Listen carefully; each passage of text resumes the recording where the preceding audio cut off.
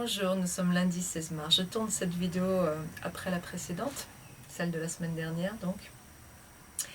Je voudrais vous parler aujourd'hui de se faire aimer. Je ne sais pas comment je vais appeler exactement cette vidéo. Souvent, c'est une fois que j'ai regardé la vidéo que je lui trouve son titre définitif. Parce que je ne sais pas à l'avance ce que je vais dire, étant donné que ça coule à travers mes lèvres. Donc je suis plutôt la spectatrice de ce qui sort de ma bouche qu'autre chose. Mais l'idée, c'est comment se faire aimer. Premier point, nous avons besoin d'amour. Si vous avez regardé les vidéos précédentes, vous en êtes convaincu. Si vous ne l'avez pas regardé, que vous arrivez sur la chaîne, c'est quand même quelque chose qui vous parle.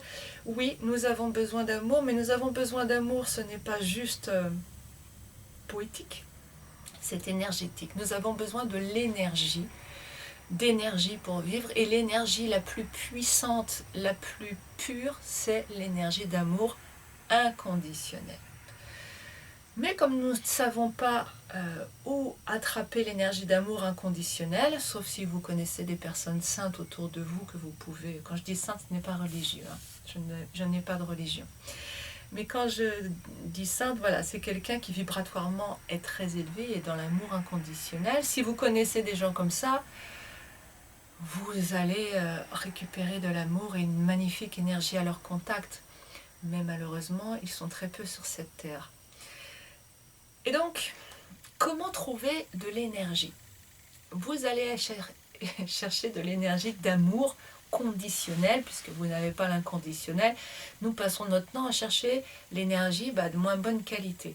Entre parenthèses, l'énergie d'amour inconditionnel, le top de l'énergie, nous l'avons à l'intérieur de nous quand nous nous connectons à notre source, à notre partie non physique. Mais comme nous apprenons dès la petite enfance à nous couper de nous-mêmes, de nos sensations, de notre ressenti, nous allons donc chercher à avoir de l'amour, et cet amour sera conditionnel.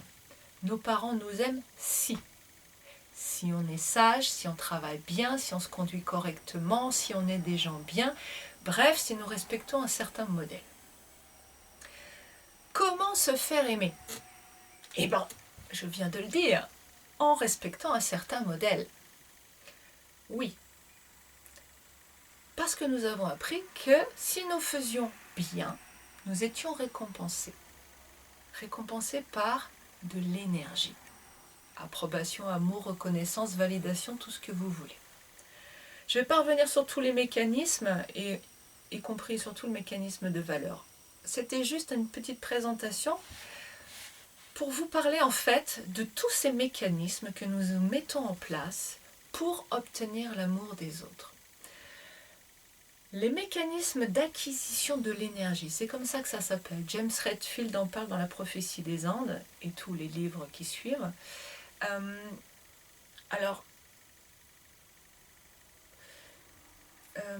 Je réfléchis, est-ce que je vous parle de la classification de James Redfield ou est-ce que je vous donne la mienne? Parce que je suis partie de la sienne, mais j'ai un petit peu étoffé par rapport à tous les comportements que je pouvais voir.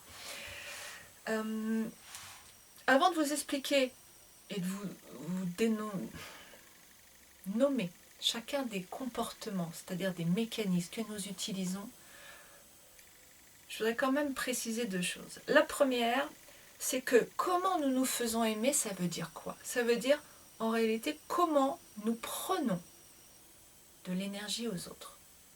Comment nous nous débrouillons pour obtenir cette énergie chez les autres. Énergie d'amour ou de moins bonne qualité. Parce que l'attention, simplement le fait de porter de l'attention sur quelqu'un, c'est déjà lui donner de l'énergie. Donc, attirer l'attention de quelqu'un, et vous avez remarqué peut-être chez les enfants, ils cherchent constamment à avoir notre attention, c'est une façon pour eux de prendre notre énergie.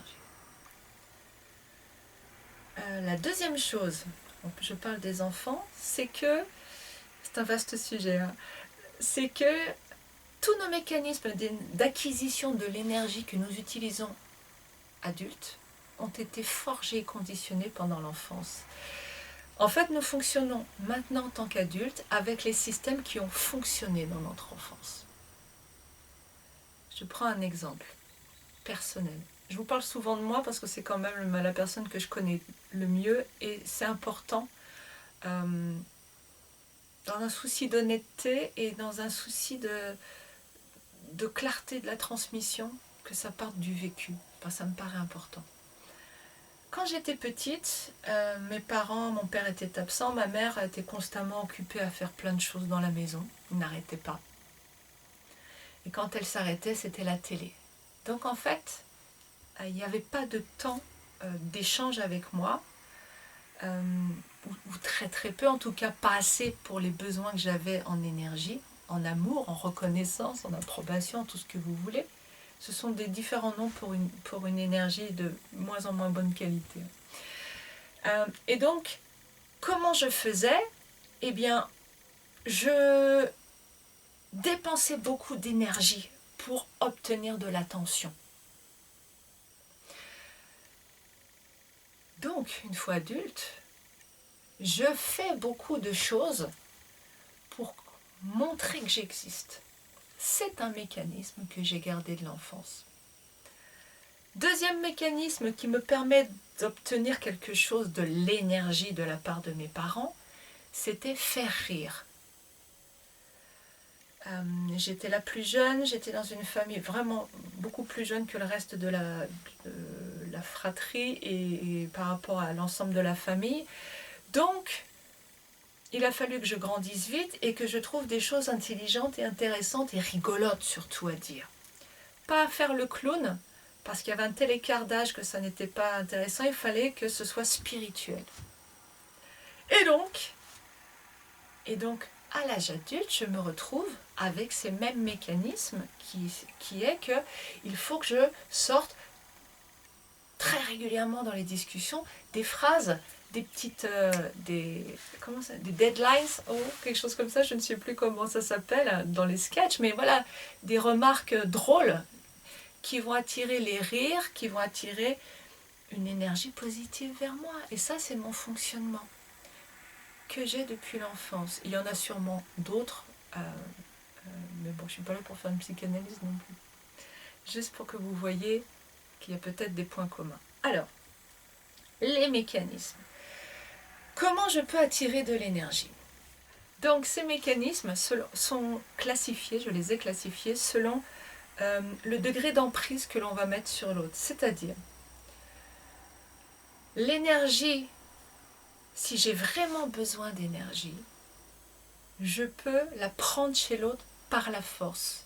Ce sont toutes ces techniques d'intimidation par la force physique. Alors si vous vous promenez dans les cités, je parle en connaissance de cause, hein, j'ai grandi dans le 93. Donc voilà, ça me rappelle beaucoup de choses de me promener dans les cités et d'avoir ces gars qui arrivaient vers moi en roulant des mécaniques et en m'intimidant physiquement, simplement pour que j'éprouve de la peur. Parce que quand nous éprouvons de la peur, c'est une forme d'énergie que nous donnons à l'autre, sachant que quelqu'un qui vous intimide physiquement, ça veut dire qu'il ne peut pas absorber de l'énergie d'une trop grande intensité vibratoire.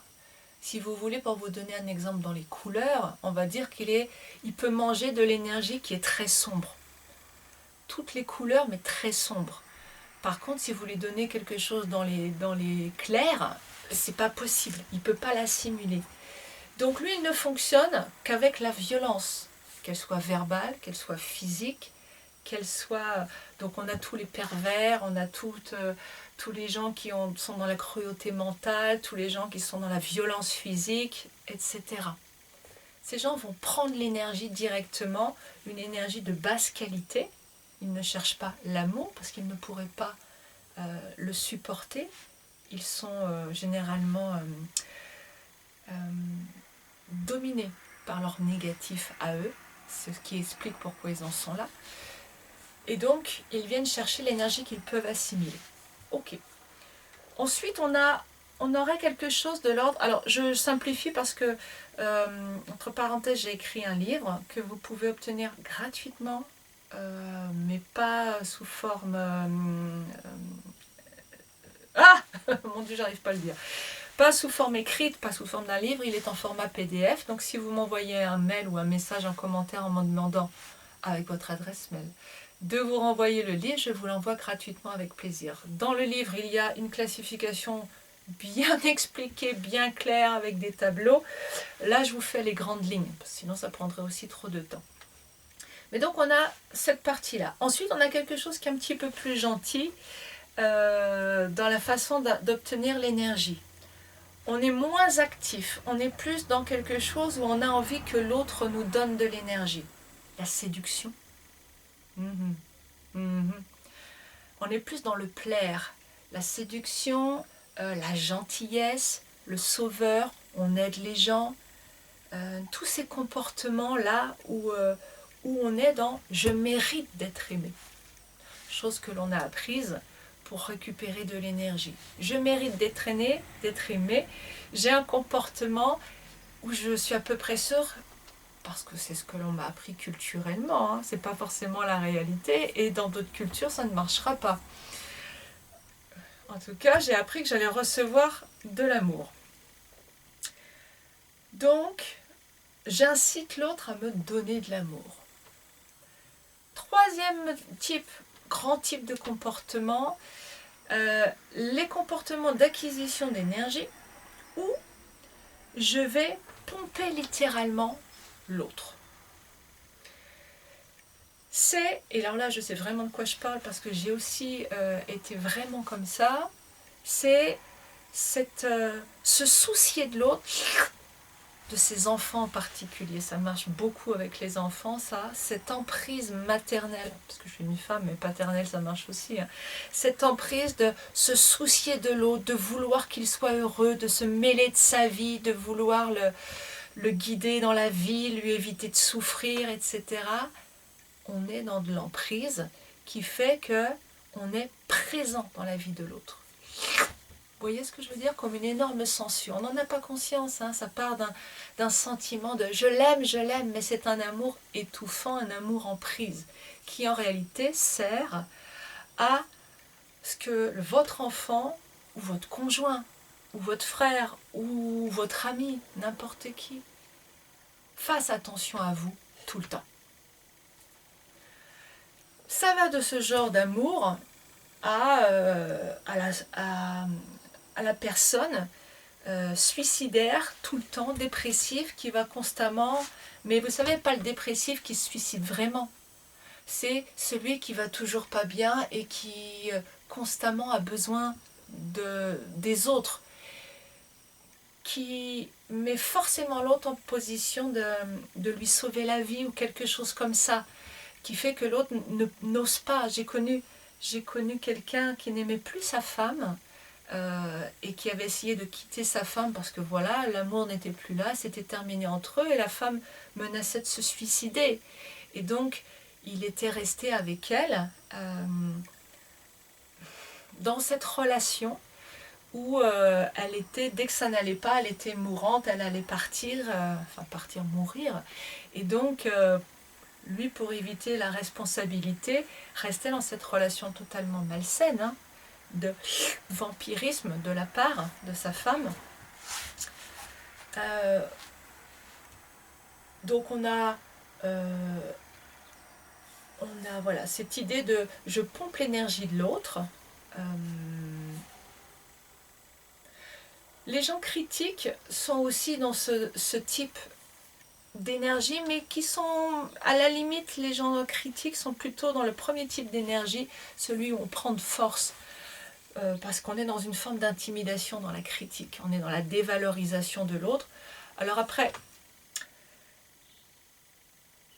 il y a le fait de prendre directement l'énergie, et il y a le fait, deuxième aspect, et je ne sais pas si j'en parle vraiment dans le livre, ça, parce que peut-être ça n'était pas aussi clair à cette époque dans mon esprit, mais on peut prendre ou se faire envoyer de l'énergie par l'autre, et on peut aussi se connecter à sa source pour recevoir une énergie qui est bien meilleure en qualité, plus pure.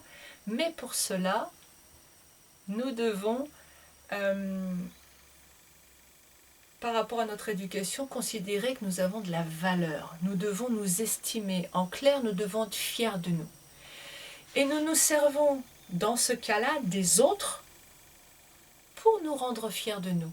C'est-à-dire que nous avons besoin de l'approbation, de la validation, de la reconnaissance des autres pour nous sentir fiers. Et quand nous nous sentons fiers, notre cœur s'ouvre et nous recevons l'amour inconditionnel qui est là tout le temps, mais que nous n'acceptons pas, que nous ne nous autorisons pas à recevoir les 99%, oh mon Dieu, les 99% du temps, parce que nous ne nous considérons pas assez bien, assez parfait, assez à la hauteur, assez comme il faut, etc., etc. Donc nous nous servons des autres. Pour conclure, il est intéressant pour vous d'observer quel mécanisme vous utilisez, comment vous fonctionnez, et peut-être prendre conscience de comment fonctionnent les autres par rapport à vous. Quand vous allez vous rendre compte que quand votre mari, par exemple, vous critique du matin au soir, « Oh, mais pourquoi tu fais ça? Mais qu'est-ce que tu as fait? Mais pourquoi tu l'as mis là? » etc. Qu'est-ce qu'il fait en fait? Il pompe votre énergie du matin au soir. Une fois que vous avez repéré qu'il fonctionne comme ça, il s'agit de prendre conscience qu'il ne sait pas s'aimer. Parce qu'il savait, s'il savait s'aimer, il n'aurait pas besoin de vous pomper votre énergie. Donc il s'agit de peut-être lui expliquer qu'il a besoin d'apprendre à s'aimer. Alors après, il y a tout un travail à faire derrière, de coaching ou pas. Mais d'apprendre à s'aimer, mais en tout cas que vous n'êtes pas la pourvoyeuse de cette énergie. Ça veut dire qu'au lieu de, quand il vous critique, de vous dire que vous êtes nul, qu'il a raison, que oh mon Dieu, pourquoi, juste de vous mettre en dehors et de ne pas discuter avec lui. Quand un chien vous aboie dessus, je ne compare pas votre mari à un chien, c'est une image. Quand vous vous promenez dans la rue, que vous marchez, qu'il y a un chien qui tout d'un coup se jette derrière la grille et il aboie en montrant les crocs de toutes ses forces. Est-ce que vous discutez avec lui? Est-ce que vous vous mettez devant la grille, devant ce chien en train de faire non, écoute, oui, mais peut-être que tu as raison, je ne sais pas, mais arrête, pourquoi tu me cries dessus? Vous savez bien que si vous faites ça, si vous commencez à discuter avec le chien, ça va être 1000 fois pire. Parce que vous nourrissez son schéma. Donc quand vous avez pris conscience que l'autre fonctionne avec un schéma, arrêtez de le nourrir. Simplement prenez conscience, tiens, il est dans un schéma, moi je ne joue pas. Tu peux critiquer, mais je ne suis pas d'accord. Simplement, je n'en tiens pas compte. C'est même pas je ne suis pas d'accord, c'est il dit ce qu'il veut. Tu es dans ton schéma là, ok. Et moi, je n'écoute pas. Parce que quand je n'écoute pas, je ne donne pas mon attention. Donc je ne donne pas d'énergie. Ok? Donc ne cherchez pas à changer les schémas des autres. Ils ne peuvent pas, vous ne pouvez pas changer les autres. Un schéma, c'est un conditionnement acquis depuis l'enfance. Vous en avez, j'en ai, tout le monde en a. C'est un travail de longue haleine de retirer tous ces conditionnements. Je suis coach de vie et pourtant j'en ai encore. Et pourtant Dieu sait si j'ai travaillé parce que c'est tellement profond que ça demande vraiment un travail en profondeur. Et ça demande du temps. Mais néanmoins, on peut arriver à retirer ça. Donc, cherchez pas à changer les autres. Ça ne peut venir que de vous. Et vous, observez pourquoi vous répondez aux critiques de votre mari. Vous répondez aux critiques de votre mari parce que vous souhaitez à la fin lui plaire. Vous souhaitez qu'il soit content de vous. Et pourquoi voulez-vous qu'il soit content de vous? Parce que vous voulez qu'il vous aime. Pourquoi vous voulez qu'il vous aime? Parce que vous voulez de l'énergie. Au lieu de vouloir que les gens vous aiment, connectez-vous à votre source, à vous-même et aimez-vous vous-même. Ça se fait naturellement quand vous êtes connecté. des pensées de joie, hop, je me connecte et l'amour déferle en moi. Et peu importe le reste. Si vous avez des questions, n'hésitez pas. Si vous voulez un exemplaire du livre envoyé en format PDF, n'hésitez pas. Je vous souhaite une très belle semaine et je vous dis à bientôt.